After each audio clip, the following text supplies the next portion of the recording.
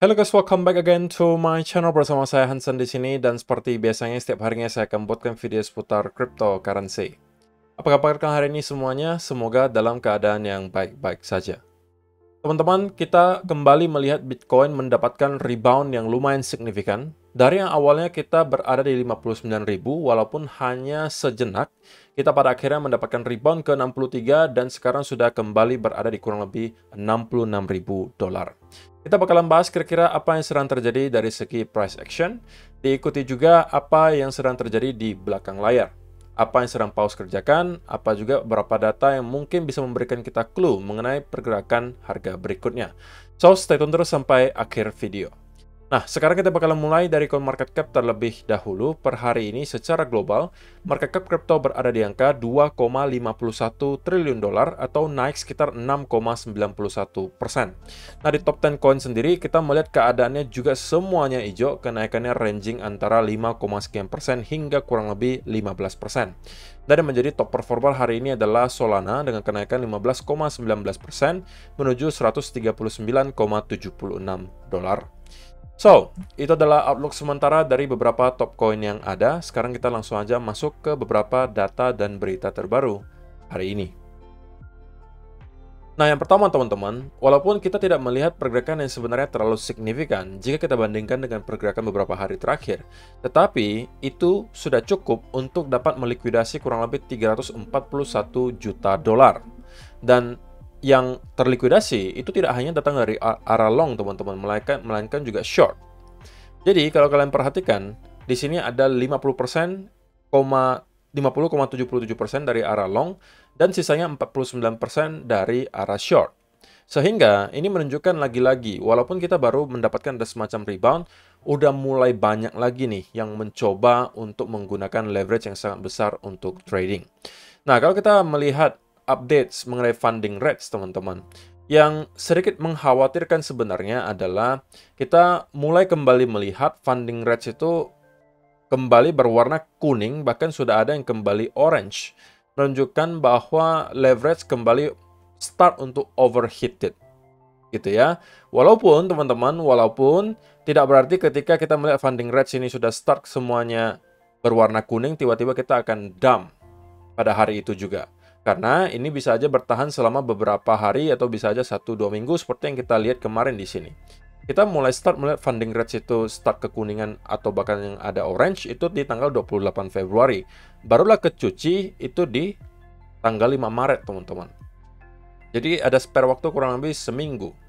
Tetapi yang tidak mau kita lihat tentunya adalah kita melihat funding rates ini mulai start kembali semuanya berwarna orange lagi. Karena itu bisa jadi berarti kita harus melihat ada semacam dump lagi untuk melikuidasi orang-orang tersebut. Ya, terkecuali ya teman-teman, kita sudah melihat Bitcoin berhasil untuk breakout di all-time high yang baru, katakanlah sudah di 75, 76 ribu. Kemudian kita melihat ada start konsolidasi dan juga mungkin semacam dump. Nah, itu mungkin sedikit lebih aman gitu ya, karena kita bisa jadi menjadikan area all time high terakhir di 69.000 itu menjadi support, karena kita sudah berhasil breakout dan close gitu ya. Jadi kalaupun misalnya ada dump untuk melikuidasi orang-orang ini, ya kemungkinan hanya akan terhenti di sekitaran 69 ribuan dolar dan kemudian rebound. Tetapi, kalau misalnya senario di mana kita melihat Bitcoin mungkin baru barely break di atas 69.000, katakanlah baru 70, baru 71, tiba-tiba dikasih dump, dan kembali di bawah 69, nah itu yang bisa sedikit berbahaya teman-teman. Karena kita bisa saja membentuk semacam pattern yang pernah kita lihat sebelumnya, yang mungkin bakal kita bahas nanti di price action. Tapi untuk sementara, walaupun belum terlihat sangat overheated teman-teman, tapi kita mulai start melihat ada kembali funding rates yang angkanya meningkat gitu ya. Dan juga teman-teman, kita mau melihat kira-kira para paus Bitcoin itu sekarang lagi ngapain sih di top 500 gitu ya. Kita bakalan exclude yang di bawahnya ada tulisan seperti ini, karena ini adalah walletnya para exchange. Nah, kalau di top 100 teman-teman, kita bisa melihat transaksi yang cukup besar start dari nomor 3, ada penambahan 7.759 Bitcoin. Dan yang menariknya ini nomor 7 teman-teman, ada wallet baru langsung menambahkan 75.177 Bitcoin. Bayangkan, langsung 75.000 Bitcoin. Kemudian ada yang di sini menambahkan 7.300, scroll lagi ke bawah, kalian akan menemukan yang menambahkan 161, 156, 17.000. Di sini distribusinya lumayan 2.100. Kemudian di sini ada minus 0,0 sekian. Di sini plus 6.000 Bitcoin, plus 59. Di sini minus 416. Kemudian kalian scroll lagi ke bawah, ada yang minus 559, tapi kemudian ada yang plus 15.200. Minus 434, di sini plus 14.000. Ke bawah lagi ada 141 penambahan lagi 12.000, 250, 520, minus 309, kemudian di sini plus 10.000 Bitcoin, dan sisanya dalam keadaan hold. So, top 100 sudah jelas ya teman-teman, itu masih dalam keadaan akumulasi justru, dan juga kita tidak melihat ada distribusi yang terlalu besar angkanya. Yang ada itu angka akumulasi terlihat cukup besar. Ada yang 70.000 dan rata-rata banyak kan yang belasan ribu. Sedangkan yang distribusi itu cuma paling besar kurang lebih 2.000 Bitcoin. Jadi itu bukan angka yang terlalu signifikan menurut saya, dan so far di top 100 terlihat belum banyak gitu ya minat dari mereka untuk start melakukan distribusi. So itu adalah harusnya merupakan berita baik. Nah, di halaman kedua kita melihat ada yang juga menambahkan 8.290 Bitcoin, sisanya dalam keadaan hold. Halaman ketiga menambahkan 7.681 di sini, kemudian 7.100 ini walletnya exchange. Kemudian di sini 6.600, ini 6.400, 5.700, 5.700, dan sisanya dalam keadaan hold. Untuk halaman keempat, penambahan 5.500, 5.500, 5.400. Scroll lagi ke bawah, ada 5.000, 4.900. Kemudian sisanya dalam keadaan hold. Dan halaman kelima, ada yang menambahkan 4.400, kemudian 4.050, 3.700, 3.500, 3.500, 3.500, dan 3.500. So, teman-teman, tanpa perlu saya jelaskan juga, harusnya teman-teman sudah bisa mengambil kesimpulan bahwa di top 500 gitu ya, kita masih melihat semuanya dalam keadaan yang sangat baik. Oke, kita tidak melihat ada distribusi yang terlalu besar, yang ada justru adalah akumulasi yang terjadi. Dan so far data para paus ini terlihat masih cukup baik. Jadi kita tidak melihat ada distribusi besar-besaran yang dilakukan oleh para pemain besar, yang juga terbukti dari data ini, teman-teman.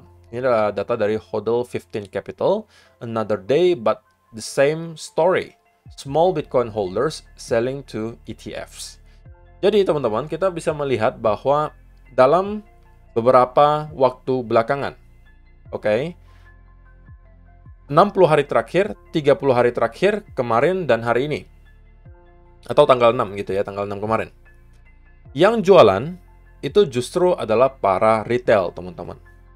Oke, yang 0,1 sampai 1 Bitcoin, yang 1 sampai 10 Bitcoin, 10 sampai 100, itu semuanya merah, alias melakukan distribusi. Kalau dijumlahkan, kurang lebih totalnya minus 76.040 Bitcoin. Nah, tetapi kalau kita sudah melihat yang kelasnya paling atas, yang mempunyai di atas 100 Bitcoin, beda cerita. Bahkan dari 60 hari terakhir pun, mereka terus melakukan akumulasi. Jika ditotalkan, kurang lebih akumulasinya sebesar 130.952 Bitcoin. Sehingga kalau ditotalkan, itu masih ada surplus kurang lebih 54.912 Bitcoin. Ini lagi-lagi menunjukkan, teman-teman, bahwa demand dari institusi itu sekarang sangat-sangat besar, teman-teman. Dan banyak orang yang mungkin masih merupakan newcomer di dunia kripto, yang mungkin merasa profitnya sudah cukup dan jualan di pucuk kurang lebih 69.000 atau area all time high terakhir. Ya, sebenarnya tidak ada salah memang dengan yang namanya taking profit, teman-teman, tapi menurut saya pribadi gitu ya, agak disayangkan saja, terutama untuk teman-teman yang mungkin sudah berhasil melewati bear markets dari tahun 2021, 2022, 2023, di mana kita melalui banyak sekali rintangan yang tidak mudah, dan kalian kemudian langsung menjual bahkan sebelum Bitcoin break ke all time high yang baru. Terlebih lagi teman-teman, cycle kali ini bisa aja sedikit berbeda ya dengan cycle-cycle sebelumnya. Salah satunya sudah terlihat bahwa kita sudah sempat break di all time high yang baru bahkan sebelum halving, yang tidak pernah terjadi sebelumnya. Nah, apakah itu bisa menjadi indikasi bahwa kali ini benar-benar kita akan mendapatkan yang namanya super cycle? Yang sebenarnya tidak hanya cycle kali ini dibicarakan, teman-teman. Kalau kalian sudah ada di dunia kripto dari tahun 2020 atau 2021, kalian pasti tahu pada saat itu juga ada pembicaraan yang sama. Ada pembicaraan bahwa cycle kali ini akan berbeda, kita akan melihat super cycle, kita tidak akan melihat lagi bear market berkepanjangan di Bitcoin, dan seterusnya. Intinya mereka juga menggadang-gadangkan ada super cycle, tapi pada saat itu tidak terjadi. Dan kita melihat cycle kali ini kembali digaungkan bahwa kemungkinan besar akan ada super cycle. Nah, tentunya tidak ada yang tahu teman-teman bahwa apakah super cycle tersebut beneran akan terjadi atau tidak. Tetapi pada intinya kita-kita yang sebagai investor kelas retail di sini, please teman-teman jangan terlalu greedy gitu, serakah dan kemudian mengatakan, oke, kalau misalnya super cycle berarti sampai kapanpun saya nggak mau jualan Eko. Ya, sebenarnya kalau misalnya kalian mau hold long term banget, itu terserah gitu ya. Tapi kalau misalnya kalian yang memang tujuan investasinya dari awal, pengen mengembangkan modal kalian, gitu ya, dari waktu ke waktu, maka cara paling optimal tentunya adalah scaling out ketika kita sudah terlihat overheated, atau terlihat sudah terlalu bullish, artinya sudah terlalu euphoric. Udah masuk ke fase euforia, itu mungkin biasanya sudah saat-saat kita untuk start scaling out atau keluar. Sedikit demi sedikit. Dan ketika kita, kalaupun tidak masuk ke bear market lagi, kalaupun benar tesisnya benar gitu ya, bahwa kita berada di super cycle, saya yakin dan percaya teman-teman, pasti akan ada koreksi yang sangat dalam. Setidak-tidaknya 40-50%. Kalaupun benar super cycle akan terjadi. Jadi, kalau misalnya teman-teman tidak menjual, dan kemudian tiba-tiba drop 50%, itu di Bitcoin ya, kita anggap 50%, altcoin dropnya ya tetap bisa 70-80%. So, semua gains yang kalian hasilkan bisa aja kembali ke semula. Dan itu kalian tidak mau lihat tentunya.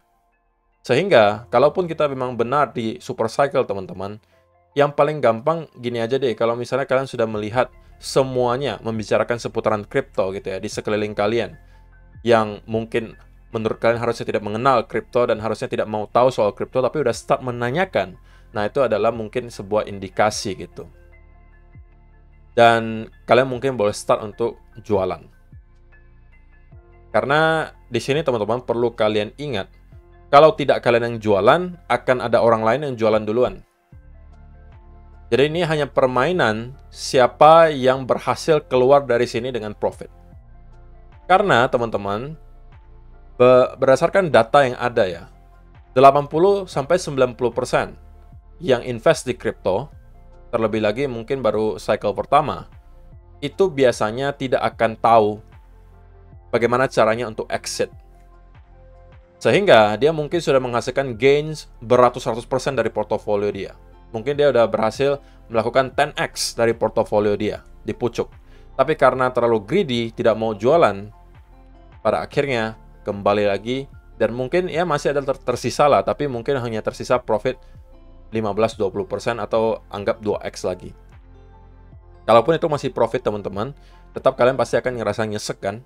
Awalnya kalian punya misalnya dari yang $20.000 menjadi $200.000, tiba-tiba hanya tersisa $40.000. Nah, jangan sampai itu terjadi ke kalian. Saya cuma pengen ingatkan bahwa walaupun sekalipun kita masuk ke super cycle, bukan berarti tidak ada koreksi. Bahkan, kalau misalnya kita lihat gold pun teman-teman, yang mungkin sering dijadikan sebagai salah satu contoh tentang apa yang terjadi kalau kita melihat ada spot Bitcoin, ada ETF yang telah di-approve. Kalau misalnya di gold, itu di-approve-nya di tahun 2004 teman-teman. Kurang lebih di sekitaran area ini. Kita memang terus-menerus mengalami kenaikan, tapi teman-teman di pertengahan jalan selalu akan ada koreksi semacam ini. Bahkan di gold saja koreksi di sini 25%, kalian bayangkan. Di sini berapa? Kurang lebih 34%. Ini di gold, teman-teman. Yang volatilitasnya kita tahu jauh di bawah Bitcoin.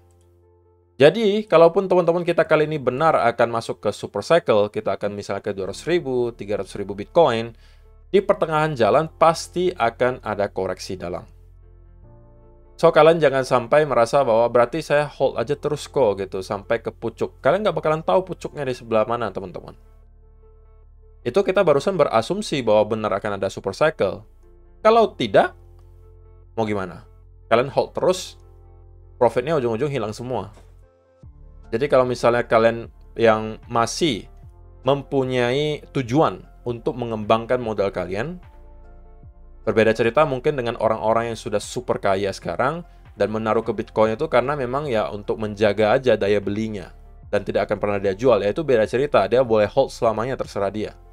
Tapi kalau kita yang masih mencoba mengembangkan modal, yang masih perlu pakai uangnya gitu untuk mungkin beberapa tahun ke depan mau beli rumah dan lain seterusnya, cara dimana kalian hold secara terus-menerus itu mungkin tidak akan terlalu bijak. Terlebih lagi kalau kalian hold, mungkin ketika udah fase euforia kalian juga masih greedy, mau hold terus, dan hold terus, ujungnya profitnya hilang.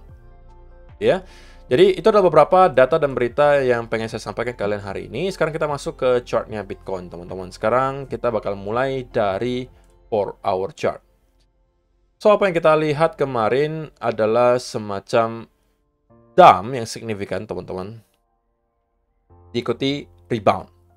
Oke? Dan reboundnya pun sekarang terlihat cukup meyakinkan, gitu ya. Cukup meyakinkan. Karena kita terlihat seperti membentuk semacam V-shaped recovery. So, secara teori menurut saya ini adalah sebuah indikasi yang sangat baik. Terlebih lagi kita sekarang mendapatkan ada semacam konsolidasi, teman-teman. Nah, tetapi perlu kita ingat bahwa kita tetap masih berada di area major resistance, kurang lebih area 68 sampai 69.000 dolar. Apa yang mau saya katakan di sini hanya adalah teman-teman, please kalau misalnya mau trades di Bitcoin, itu harus super hati-hati. Dan kalau misalnya kalian sekarang sudah start untuk kembali sangat bullish, terutama mungkin di altcoin, ya kalian juga harus aware bahwa ini bisa saja bukan akhir dari koreksi kali ini. Kecuali teman-teman kita sudah mampu untuk break di atas 70.000, kemudian start untuk membentuk konsolidasi. Ini mungkin bisa mengkonfirmasi bahwa kita sudah benar-benar breakout ke all-time high yang baru dan kita sudah bisa clear di area major resistance terakhir yang merupakan all-time high dan kita kemungkinan bisa flip area tersebut menjadi support sekarang. Nah, kalau ini yang kita lihat berbeda cerita gitu ya. Tapi selama kita masih belum melakukan hal tersebut, maka kita perlu ingat bahwa area 69.000 ini belum berhasil kita break dan sekarang masih bertindak sebagai area resistance. Nah, terakhir kali ketika kita melihat pattern yang serupa terjadi di sini, itu adalah di sini. Kita mendapatkan ada rally, konsolidasi, fake out ke atas, kemudian dump, ini dump pertamanya, kemudian rebound yang sangat kencang, membentuk semacam V-shaped recovery juga, tapi pada akhirnya lambat laun kita drop, dan kita kemudian mendapatkan ada koreksi yang signifikan seperti ini. Nah, saya tidak mengatakan bahwa ini yang pasti akan terjadi, tapi ini perlu kita waspadai. Jika memang kita bisa melihat Bitcoin secara terus-menerus mengalami penurunan pelan-pelan gitu ya, yang menunjukkan bahwa rupanya buying pressure tidak lagi sekuat yang kita kira. Nah, itu perlu kita waspadai. Oke. Dan kita bisa melihat di sini ada beberapa kali percobaan untuk break di atas area 67.500, tapi kemudian selalu mendapatkan rejection, bahkan sudah ada 4 candle berturut-turut di sini, teman-teman. Ya kan? Nah, jadi kalau misalnya teman-teman sekarang sudah kembali masuk ke altcoin, kalau saya pribadi ya, mungkin masuknya juga porsinya tidak sebesar kemarin. Karena saya mau mengantisipasi apabila kita memang melihat ada hal yang serupa terjadi dengan yang kita lihat kemarin di sini, itu saya masih mempunyai cadangan untuk bisa menyerok. Kalau ini yang kita lihat, teman-teman, walaupun saya sebenarnya tidak expect kita akan drop sampai terlalu jauh dari sini, ya kemungkinan 57 sampai 55 itu bisa menjadi range yang ideal untuk kita kembali bounce ke atas. Tapi walaupun Bitcoin hanya drop ke area itu, saya rasa altcoin akan bisa mendapatkan koreksi setidaknya 20, 30, atau bahkan 40%. So, saya hanya memprotect capital saya, pertama. Yang kedua, menyiapkan dry powder atau amunisi jika memang kita bisa melihat ada drop seperti ini terjadi. Nah, lalu pertanyaannya, tapi kok, kalau rupanya kita langsung break dari sini bagaimana? Tidak ada masalah buat saya. Spot back Bitcoin saya masih tetap ada. gitu ya. Ini kita hanya bicara soal back di altcoin, di spot. Kalau toh benar kita akan break dan kemudian start konsolidasi, maka menurut saya tidak telat bagi saya untuk kembali masuk ke altcoin. Karena sekarang saya juga udah punya exposure di altcoin, tapi tidak segede kemarin gitu. Tidak segede 1-2 minggu yang lalu. Saya sisakan cadangan spare uang untuk mengantisipasi senario ini terjadi. Kalau toh kita langsung rally dari sini dan konsolidasi, pertama saya sudah punya exposure di altcoin walaupun tidak besar, dan saya rasa saya akan tetap punya waktu, untuk kembali masuk apabila saya melihat hal yang terjadi di Bitcoin.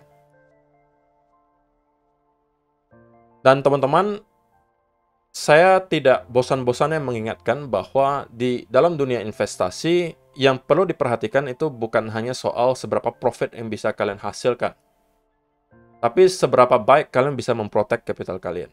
Kalau kalian hanya bisa salah satunya, kalian kemungkinan juga akan berakhir gagal. Kalau kalian terlalu memprotek capital kalian kemungkinan akan selalu takut untuk masuk. Artinya, lagi koreksi yang nggak berani masuk karena takut turun lagi naik kencang juga nggak berani masuk. Kenapa? Karena takut turun. Itu kalian sudah cenderung ekstrim, terlalu memprotek capital. Tapi kalau kalian terlalu berfokus ke gains, ke profit, kalian juga bisa melakukan sesuatu yang menjebak. Yaitu adalah kalian tidak mau melihat keadaan market yang seperti apa, kalian nggak mau mengantisipasi skenario terburuk, dan kalian terus all in. Nah, itu dua hal ekstrim yang harus kalian hindari. Kalian harus berada di tengah. Kalian harus tahu bagaimana caranya memanage resiko kalian, tapi kalian juga harus tahu kapan mengambil resiko. Nah, itu datangnya dari mana? Ya, pertama mungkin datang dari pengalaman. Kalian sudah yang mungkin bertahun-tahun di kripto, tahu pergerakan kripto seperti apa. Yang kedua, dari segi technical analysis, itu juga sedikit banyak bisa memberikan clue. Dan untuk sekarang, saya cuma perlu ingatkan ke teman-teman bahwa 69.000 masih akan tetap menjadi area major resistance. So, untuk sementara, teman-teman, yang kemungkinan akan kita lihat dalam beberapa waktu mendatang masih adalah semacam konsolidasi. Ada kemungkinan kita akan mencoba untuk break sedikit di atas area tersebut, dan kita harus melihat apakah break kali ini benar-benar valid, atau kita akan kembali reject, which is ini bukan berita baik tentunya, karena itu bisa jadi berarti kita akan build atau membentuk semacam double top yang cukup besar di sini. Seperti ini. Oke. Jadi, saya rasa itu aja sih yang perlu saya sampaikan di video hari ini, teman-teman. Terima kasih untuk kalian yang sudah menonton sampai selesai. See you in the next video. Bye-bye.